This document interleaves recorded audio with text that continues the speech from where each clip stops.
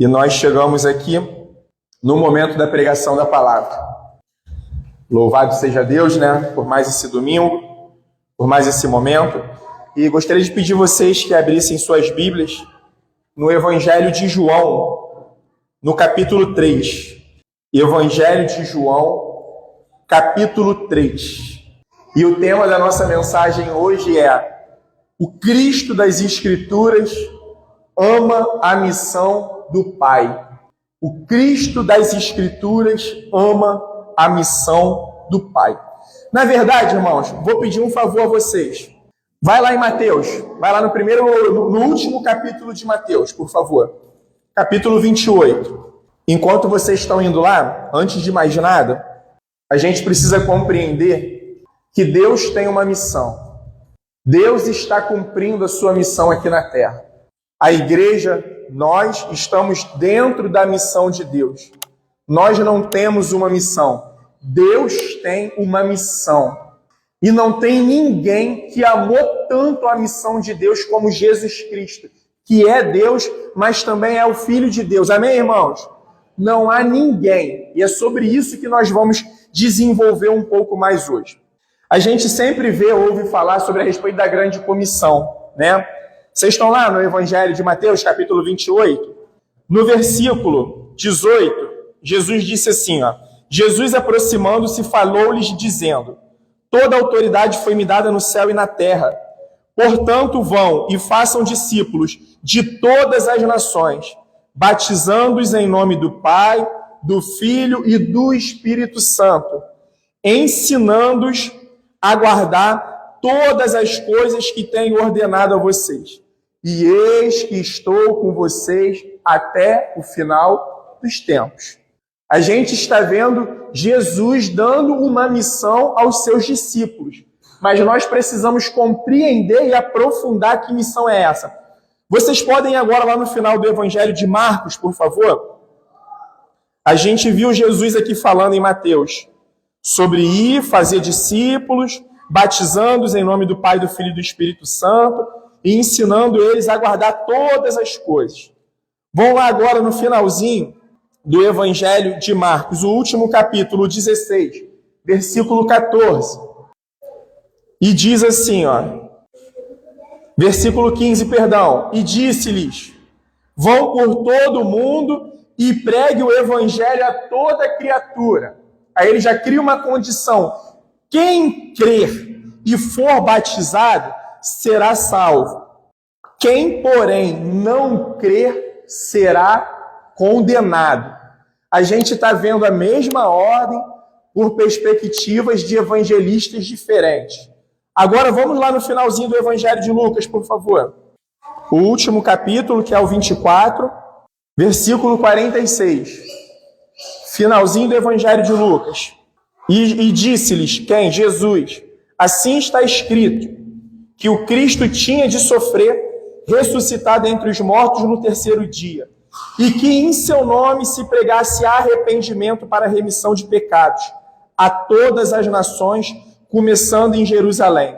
Vocês são testemunhos destas coisas. E agora, para poder finalizar, antes da gente chegar lá de fato no capítulo 3 de João, vai aí no livro de Atos, que é depois do Evangelho de João, capítulo 1, versículo 8. Atos, capítulo 1, versículo 8. Amém? Mas vocês receberão poder ao descer sobre vocês o Espírito Santo, e serão minhas testemunhas, tanto em Jerusalém, como em toda a Judéia e Samaria, e até os confins da terra. Agora vocês podem retornar, por favor, no capítulo 3 do Evangelho de João, e eu vou começar aqui a nossa explanação. O Cristo das Escrituras ama a missão do Pai. Irmãos, há uma compreensão equivocada a respeito da evangelização e do evangelismo nos dias atuais, e sobre a perspectiva que a Bíblia quer nos dar sobre isso. A gente resumiu a evangelização a alguns momentos ao qual a igreja se reúne e sai para poder evangelizar. Mas o que é proposto no texto bíblico, o que é proposto aqui segundo a vontade de Deus, é que a evangelização seja um aspecto da nossa vida, que a todo tempo nós estejamos carregando o Evangelho, que a todo tempo nós estejamos carregando a missão que Deus confiou a Jesus e que Jesus confiou a nós, a sua igreja. Mas o que precisa ficar bem definido é que nós não temos uma missão. Deus tem uma missão. O Filho amou como ninguém a missão de Deus. Mas só que agora a gente vai compreender juntos que missão é essa. Nós estamos envolvidos nessa missão. Além de estarmos envolvidos, nós estamos contemplados nessa missão. O Pai, quando deu a missão ao Filho, o Pai nos visualizava como sendo aqueles que seriam atingidos por essa missão. E a gente tem colocado no nosso ombro, de forma errada, a missão de salvar pessoas. A missão de converter pessoas a Jesus Cristo. Mas só que não é essa a nossa missão. Nós não temos poder de conversão. Nós não temos poder de salvar ninguém, né? E realmente é algo que fica muito latente na vida do cristão, é isso. Caramba, a grande comissão, a evangelização. Eu preciso anunciar o evangelho.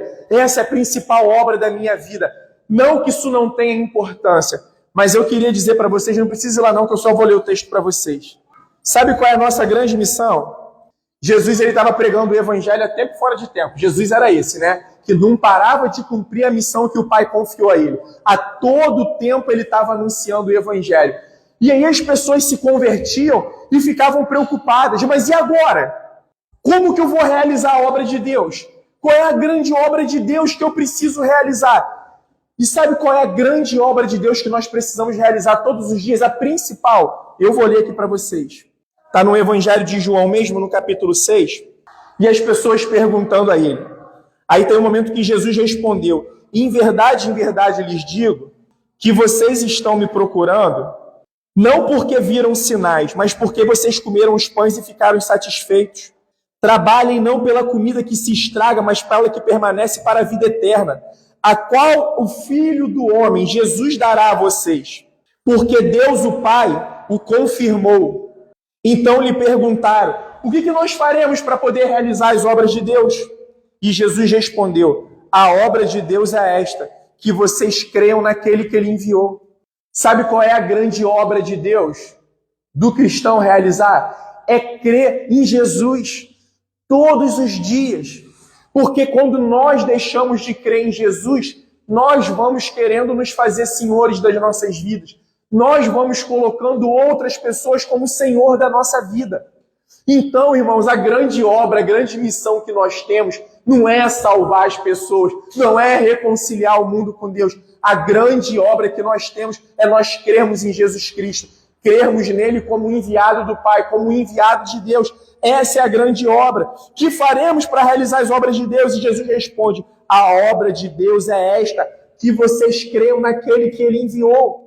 E sabe, irmãos, ao Filho foi dada uma missão que só Deus pode realizar. No Evangelho de Mateus diz assim: ouvindo isto, os discípulos ficaram muito admirados e perguntaram: sendo assim, Jesus, quem pode ser salvo? E Jesus, olhando para eles, disse: para os seres humanos isso é impossível, mas para Deus tudo é possível. E qual é o grande intuito hoje aqui, irmãos, dessa mensagem? É nós realinharmos a nossa ideia de missão. Nós estamos querendo reconciliar pessoas com Deus quando a nossa vida não está reconciliada diante de Deus. Nós estamos afoitos em anunciar o Evangelho quando o poder do Evangelho não está evidenciado nas nossas vidas. E sabe o que acontece? As pessoas não rejeitam a Cristo, elas nos rejeitam. Porque a gente vai pregar algo que a gente não vive. A gente quer ensinar algo que não é uma verdade na nossa vida. A gente quer falar do poder de Deus quando a nossa vida não evidencia o poder de Deus. E a gente está achando que o poder de Deus é a gente fazer algo miraculoso por Deus. Não! O poder de Deus se evidencia na nossa vida quando nós estamos abandonando aquilo que outrora era o nosso Senhor, aquilo que outrora era o nosso Deus. É quando alguém olha para o Leonardo e fala: caramba, o Leonardo antes era dominado por aquilo. Realmente agora o Leonardo está sendo dominado por outra coisa. Tem alguma coisa acontecendo. aquela vida, aquela família, o Léo, os Léos, o Mateus, eles estão experimentando algo. Tem um Senhor sobre a vida deles. A nossa missão, irmãos, não é salvar ninguém. Quem salva o mundo e não o condena é o Pai e o Filho. Não é a igreja, nem a igreja tem poder de salvar ninguém. A igreja anuncia o Salvador. A igreja, ela aponta para o Salvador. A igreja, ela leva pecadores, ela aponta pecadores para Cristo. Ele que tem o poder de nos salvar. Ele que tem o poder de mudar as nossas vidas. A igreja apenas anuncia o Evangelho. E eu sei que vocês sabem o que a Bíblia diz. O que é o Evangelho? O Evangelho é o que de Deus? É o poder de Deus para quê? Para salvação. De quem? Daquele que crê. Então, a igreja apenas anuncia o Evangelho, que é o poder de Deus para a salvação daquele que crê. E aí, a verdadeira igreja é a única que, além de anunciar, experimenta. Tem muita gente anunciando salvação que não experimentou de salvação. E a Bíblia fala disso, Paulo fala disso aos Gálatas. Quando o pessoal chega e fala para ele, Paulo, tem um pessoal que está anunciando ali por inveja, por contenda. É o verdadeiro evangelho? Então, tranquilo, que eles possam anunciar. Mas a verdadeira igreja, ela é aquela que, além de anunciar, ela experimenta de Jesus todos os dias. Ó, Hillary separou aqui 3 canções pra gente, os hinos da harpa. Vocês sabiam que hinos da harpa e cantor cristão, antigamente, além de serem cânticos, eles tinham a função de educação cristã na igreja? São letras aqui extremamente bíblicas. E vamos ser sinceros, tá, irmãos? Vamos ser bem sinceros. A gente vê os jovens aí, os adolescentes. Não quero nem falar agora só de um contexto de igreja, não. A música que eles estão tendo. Jovens, adolescentes, me perdoem. A grande parte que está aí fora é lixo. Não dá nem para se ouvir. Não tem letra, não tem conteúdo. A gente... Coisa ruim, não, mas não tem conteúdo, não. Tem outras coisas. Entendeu? E a gente está achando, a gente fica escarnecendo de tudo aquilo que passou, de tudo aquilo que era antigo. Mas tanta coisa boa a gente tem a aprender com os nossos irmãos lá atrás. Tanta coisa boa a gente tem a aprender com a igreja lá atrás. Hoje a gente está cheio de canções aí dentro da igreja que são extremamente midiáticas, mas canções que são até heréticas muitas vezes. Não quero dizer todas. Mas às vezes a gente está cantando a pleno pulmões coisas que nem agrada ao Senhor, que não tem sustentação bíblica nenhuma. Igreja não é o molde do homem, igreja é o molde de Deus. Quem determina como é a igreja é o Senhor através da sua palavra. Não tem espaço para o homem querer inventar, para o homem querer inovar. E hoje a igreja fica nessa, a gente precisa fazer alguma coisa para poder atrair tal. Por que isso? A mensagem de Jesus não foi uma mensagem de negociar atração. Eu não vou negociar para poder atrair. A mensagem de Jesus é o poder de Deus para poder salvar. A gente vai aprofundar essa conversa aqui hoje. E, irmãos, a gente está chegando lá no texto. Qual é a grande missão de Jesus, irmãos? Salvar pecadores arrependidos.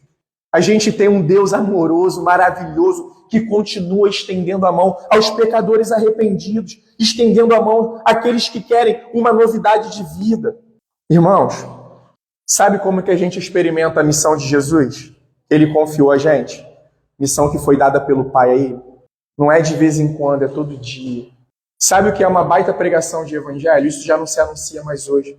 A gente até vê se falar de pecado, de arrependimento, mas se passando muito rápido. Mas de santificação, que é o pagar o preço de tomar a nossa cruz todos os dias e de segui-lo, isso quase não tem sido falado. Sabe o que é evangelização? É de repente, as pessoas olharem, fulano era adúltero, deixou de adulterar, pregação de evangelho. E fulano era envolvido em todos os esquemas de corrupção, não é mais pregação de evangelho, santificação.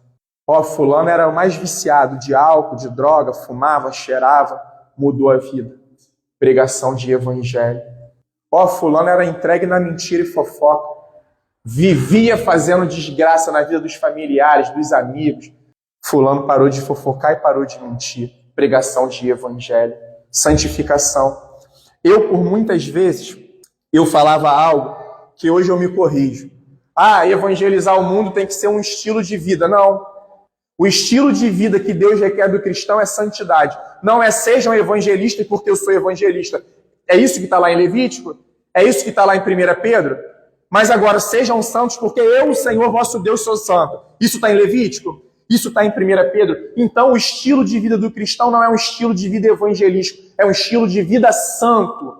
Sabe por quê, irmãos? É fácil a gente pegar o evangelho e resumir ele em algumas programações e a gente negociar a santidade. A gente não pagar o preço de ser santo, de ser realmente seguidor de Jesus todos os dias da nossa vida. Então, na verdade, a nossa missão é anunciar. Agora, quem reconcilia, quem salva pecadores arrependidos é o Senhor. E eu quero, à luz da palavra de Deus, aqui nessa noite, trazer essa tranquilidade para a gente tirar esse fardo do nosso ombro. Quem reconcilia pecadores com Deus é o próprio Filho, é o próprio Jesus Cristo. Nós temos a bela, a linda missão de anunciar o Evangelho, mas o estilo de vida do cristão é anunciando o Evangelho a todo tempo, a tempo e fora de tempo. Lembra da ordem de Paulo a Timóteo? Timóteo, pregue a tempo e fora de tempo, a qualquer momento. Então isso já inibe esse modelo de a gente achar que a evangelização são alguns pequenos momentos. Não tem problema nenhum, irmãos. Nós nos reunirmos, um exemplo, um dia, vamos andar um bairro, não tem problema nenhum. Mas não podemos trocar isso pela nossa vida. Eu não posso fazer de Jesus Cristo um programa de terça-feira, um programa de quarta ou de quinta, um programa de domingo, ou um programa quando tem um momento de evangelização. Quando nós tivermos a oportunidade, é a oportunidade de falar do amor do Senhor, é a oportunidade de falar do Evangelho. O Senhor tem nos dado essa missão todos os dias. E a missão de Deus nas nossas vidas, ela não começa só na nossa conversão. Perdão, ela começa na nossa conversão, mas ela continua no nosso dia a dia, na nossa santificação. Alguém aqui lembra qual é a obra de Deus que nós precisamos realizar? A gente acabou de ler ali em João 6. Qual é a obra de Deus? Crê em quem? Crê em Jesus. Essa é a nossa grande obra. Jesus poderia ter falado para a galera, agora que vocês estão se convertendo, vocês precisam passar o tempo inteiro na rua, anunciando, pregando o Evangelho e falando o tempo inteiro. Creia naquele que o Pai enviou. Creia em mim. Essa é a grande obra que vocês têm a realizar. E, irmãos, a gente vai entrar no texto aqui agora. A gente precisa realinhar isso. A gente está achando que nós, enquanto igreja, nós temos uma missão. Não é assim que funciona, biblicamente. Deus tem uma missão. E a missão de Deus tem uma igreja dentro dela. A missão do Senhor é maior do que a igreja. Por quê? A igreja é o ajuntamento, é a reunião daqueles que vão sendo salvos. Mas só que Deus não depende dos homens para poder realizar a sua missão. Lembra que ele falou, se vocês proibirem o povo de clamar Hosana, as pedras clamarão.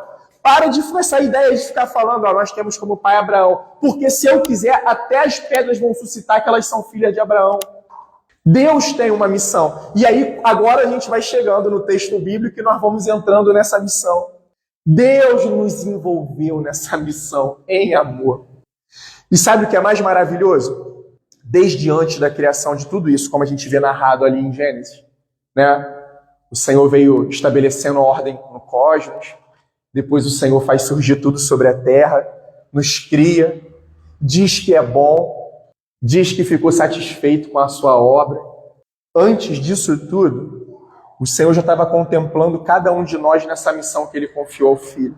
Vamos imaginar que Jesus, quando recebeu a missão do Pai, desde antes da fundação do mundo, que Ele viria aqui para essa cruz para morrer em nosso lugar, Ele tinha visualizado o rosto de cada um de nós. Mesmo assim, Ele escolheu vir. Mesmo assim, Ele decidiu vir. E falar uma coisa, principalmente agora para os adolescentes, para os jovens, muitas vezes ficam tentando colocar na mente de vocês que Jesus é coisa careta, que igreja é coisa de careta, que evangelho é coisa de careta. Eu passei por minha adolescência, passei por minha juventude, como vocês estão passando, como cada um de nós aqui que já superamos essa etapa da vida passamos. E eu vou falar do fundo do meu coração para vocês. Quem me dera se eu tivesse tido a compreensão do evangelho desde antes. Quantas coisas eu teria me livrado da minha vida. Quantos momentos ruins nós teríamos nos livrado de ter vivido. Quanta coisa falsa a gente teria de ter deixado de se entregar, de confiar nestas coisas. Então, dizendo para vocês, adolescentes e jovens, que vocês precisam de movimento, não, vocês precisam do Senhor. Vocês não precisam de uma arrumação que vai agradar a vocês. Vocês precisam confiar no Senhor Jesus. Vocês precisam confiar nele. Vocês precisam se lançar a ele. O mundo está oferecendo os prazeres com força para vocês. Um banquete de possibilidades. E sabe o que vai acontecer? Se a gente continuar errando o alvo, é aquilo que nossos pais não falam, nosso Pai Celestial. Eu te avisei. Vocês semearam, tem um preço. Você plantou banana? Tem como colher beterraba, Juliana? Vai colher o quê? Banana, não é? Sabe, não tem caminho melhor a seguir. Não tem missão melhor do que essa missão ao qual nós fomos contemplados em amor dentro dessa missão. Vocês estão lá no texto bíblico de João 3, capítulo 3? E a palavra do Senhor diz assim: porque Deus amou o mundo de tal maneira que deu o seu Filho unigênito para que todo o que nele crê não pereça, mas tenha vida eterna. Porque Deus enviou o seu Filho ao mundo não para que condenasse o mundo, mas para que o mundo fosse salvo por ele. Quem nele crê não é condenado, mas o que não crê já está condenado, porque não crê no nome do unigênito Filho de Deus. E a condenação é esta: a luz veio ao mundo, mas os homens amaram mais as trevas do que a luz, porque as suas obras eram más. Pois todo aquele que pratica o mal detesta a luz e não se aproxima da luz, para que suas obras não sejam reprovadas. Quem pratica a verdade se aproxima da luz, para que as suas obras sejam manifestas, porque são feitas em Deus. Irmãos, o evangelho da salvação e da vida, ele tem origem no amor de Deus. E olha o que o texto nos diz: porque Deus amou o mundo de tal maneira, ele deu o seu Filho unigênito. Olha o preço do amor. Olha o preço que nossos pais pagaram para poder nos criar. Olha o preço que a gente paga por aqueles que têm filhos para poder criar os nossos filhos. Não custa não, irmão, amar? Não é não, Juliano? Como custa nós amarmos? Como custa? E esse é o amor de Deus. Deus simplesmente não nos amou e ficou num sentimento de amor. Deus nos amou e deu o seu Filho unigênito para todo aquele que nele crê não pereça, mas tenha vida eterna. Crê em quê? Crê que Jesus ele veio para poder pagar a dívida que era nossa. Crê que Jesus veio para poder desviar a ira de Deus que estava sobre nós. Irmãos, a vontade de Deus, o plano de Deus, a missão do Senhor não é condenar o mundo, é salvar o mundo. Vamos pensar o seguinte: nós entramos agora num museu muito famoso. Aí tem aquelas grandes obras de arte da história, né? Os quadros de Leonardo da Vinci, de Van Gogh, enfim. Aí a gente vai passando ali.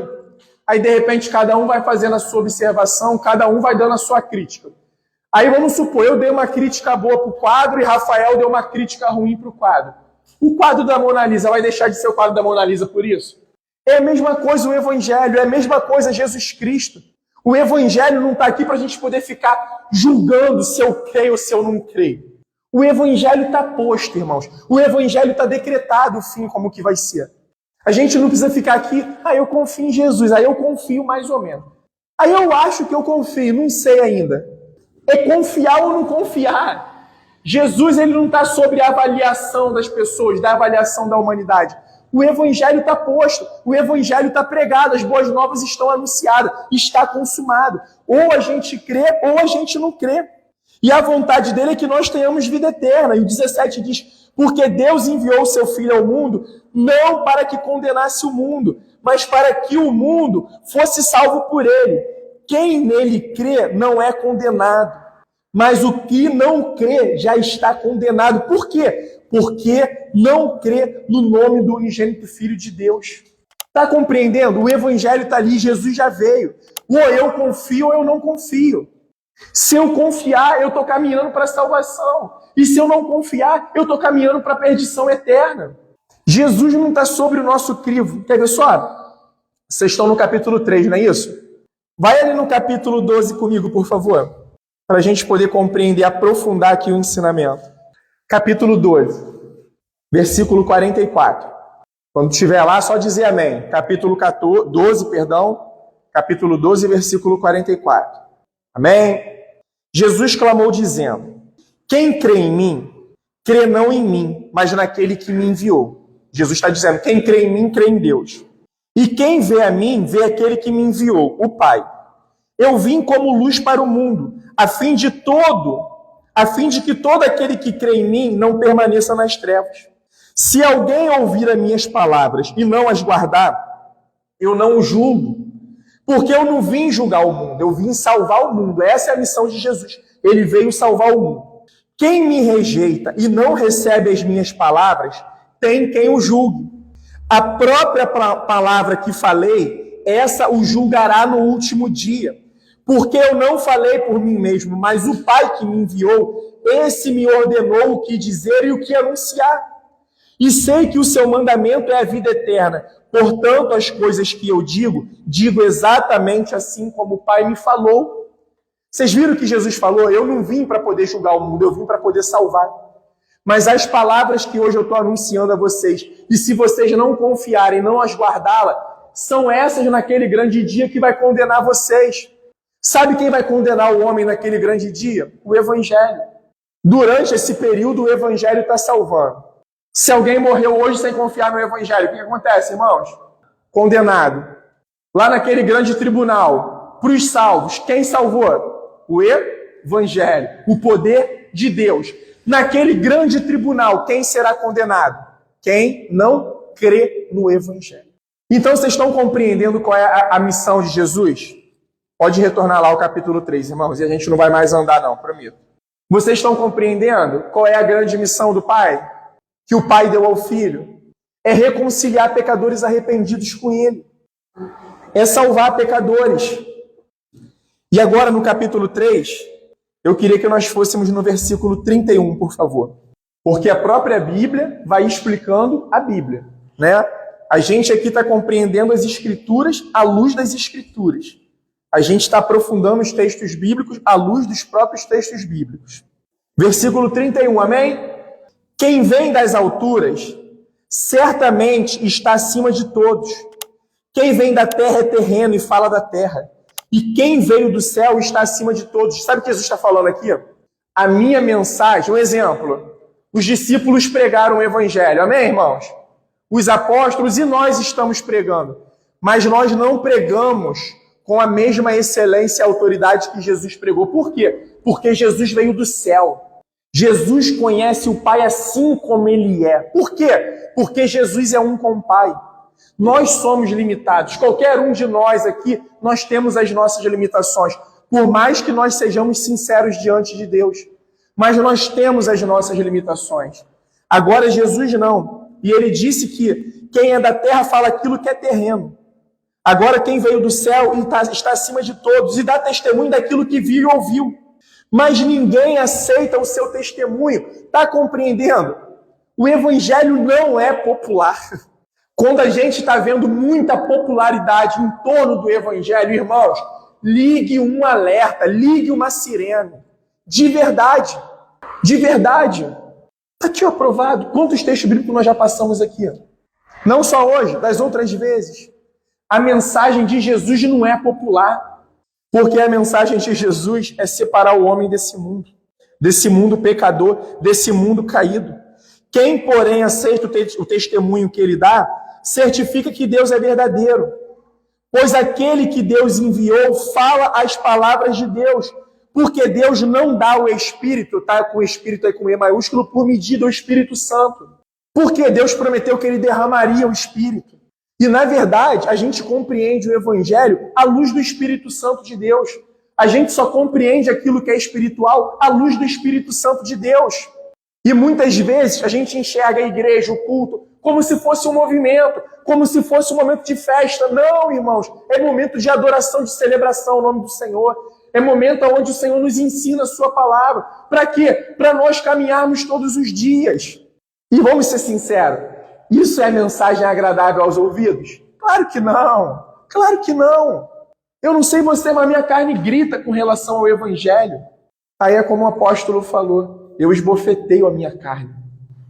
E a ideia dele aqui não era a gente ficar batendo na gente não, irmãos. Para poder matar a carne. É a gente matar aquela vontade que nos afasta do Senhor, que nos separa do Senhor.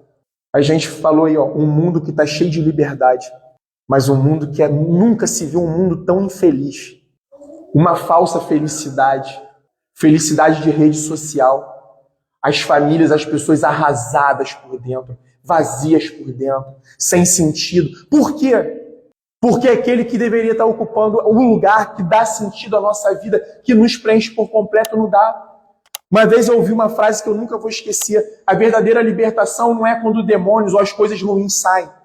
A verdadeira libertação é quando Jesus chega. É quando o Senhor e Salvador ocupam os espaços de toda a nossa vida. Essa é a verdadeira libertação que nós experimentamos no Senhor. O 35. O Pai ama o Filho e entregou todas as coisas na mão dele. Por isso, quem crê no Filho tem a vida eterna. E agora, quem se mantém rebelde contra o Filho não verá a vida, mas sobre ele permanece a ira de Deus. Sabe o que acontece, irmãos? Aqueles que não se arrependem diante do Senhor, eles ficam expostos à ira de Deus. Eles ficam expostos à ira do Senhor. Irmãos, não tem ninguém que ama tanto a missão de Deus como Jesus. E sabe de onde que a gente tira isso daí? Que ele foi obediente. Obediente está que tipo de morte? Morte de cruz. Sabe qual foi a missão que o Pai confiou ao Filho? Filho, Jesus, eu tenho muitas pessoas para poder salvar na terra. Eu tenho muitas pessoas que vão crer no meu nome. Vai. E aí a gente pensa, vai para quê? Vai sofrer, vai padecer, vai passar injúrias, vai sofrer na mão dos homens, vai pagar o preço daquele que cumpre fielmente a lei e os mandamentos do Senhor. E ele foi. Ele quis a missão do Pai. Jesus se apresentou de forma voluntária. Eu quero essa missão, eu vou para essa missão. Jesus amou essa missão de vir nos salvar, de vir estender suas mãos para todos nós. Irmãos, uma gota do sangue de Jesus é o suficiente para salvar a humanidade inteira. Uma gotinha do sangue de Jesus tem poder para salvar todos os homens. Mas, infelizmente, a Bíblia nos alerta que quem se mantém rebelde contra o Filho não verá a vida. E mais acima, nós lemos que a minoria era aquela que acreditava. Ninguém aceita o seu testemunho. A gente passou por esse texto. As pessoas que se continuam rebeldes contra a pregação do Senhor, contra o Evangelho. E o Evangelho não é uma festa, irmãos. É o poder de Deus. A gente vai estar sempre batendo nisso daqui, para isso inculcar na nossa mente, para isso poder, sabe, nos dominar. E aí fica a grande pergunta para todos nós. Qual é a nossa maior missão? Qual é a nossa missão? É crer no nome do Senhor Jesus, é confiar no nome do Senhor Jesus. O restante ele vai fazendo. A gente só precisa se apresentar como bons soldados de Cristo. O restante ele vai fazendo. E aí fica a pergunta: quer se juntar à missão que o Pai confiou ao Filho? Você crê em Jesus como Senhor e Salvador da sua vida? Isso é uma verdade nas nossas vidas. A gente confia nele como Senhor e Salvador. Nós cremos que somos pecadores diante de Deus. Nós cremos que por nós mesmos nós não conseguimos pagar a dívida que nós temos com o Senhor. A gente crê nisso. A gente se arrepende genuinamente, irmãos, de tudo aquilo que tem nos afastado do Senhor, de tudo aquilo que tem nos separado de Deus. Sabe o que é rebeldia? É a nossa desobediência ao Senhor. É quando nós conhecemos o caminho, é quando nós conhecemos a verdade, é quando nós conhecemos a verdadeira vida e se mantemos rebeldes contra isso, se mantemos rebeldes contra os ensinamentos do Senhor. O rebelde é aquele que não pratica os mandamentos, é aquele que não confia na palavra de Deus. Irmãos, nós somos aquele povo que confia todos os nossos dias ao Senhor. Nós cremos no Senhor Jesus. Reconhecemos a nossa condição de pecadores, que não podemos salvar a nós mesmos. Confiamos nessa mensagem? Cremos? Quem crê nessa mensagem, eu queria pedir que ficasse de pé, por favor, em nome de Jesus. Sinceramente, não é algo assim que veio no roteiro para o dia de hoje, mas de verdade, me sinto aqui bem incomodado, mas no melhor sentido da palavra incômodo, com relação aos jovens e os adolescentes que estão aqui no nosso meio, para falar e dividir isso com vocês. Eu lembro que muitas vezes minhas tias, me carregavam para as igrejas lá no Rio, e eu ia, e eu ficava com esse sentimento, de que igreja é coisa chata, de que igreja é reunião para velho, que igreja é não sei o quê. E hoje eu consigo entender de verdade, sabe, irmãos? Que essa foi a maior mentira que o diabo tem lastrado, tem jogado nos nossos ouvidos desde muito tempo. Essa ideia de que igreja é coisa chata não é de agora, não. É de muito tempo, sabe? Mas eu queria falar para vocês do fundo do meu coração. De verdade mesmo, sabe? Pedrinho, Ryan, Léo, Arthur, né? O restante da criançada ainda não está nesse entendimento. A gente tem Mateus ali, que é um jovem, mas é um jovem já mais maduro, Dalila também, né? E de verdade, sabe, falar uma coisa para vocês, cara. Não encarem a igreja como coisa chata, não. Não encarem os caminhos do Senhor como coisa chata, não, sabe? Não busquem um entretenimento, não. Não busquem uma programação que vai agradar a vocês, não. Estão mentindo pra gente. Igreja não é isso, sabe? Igreja é lugar de encontro com os nossos irmãos para poder adorar o Senhor.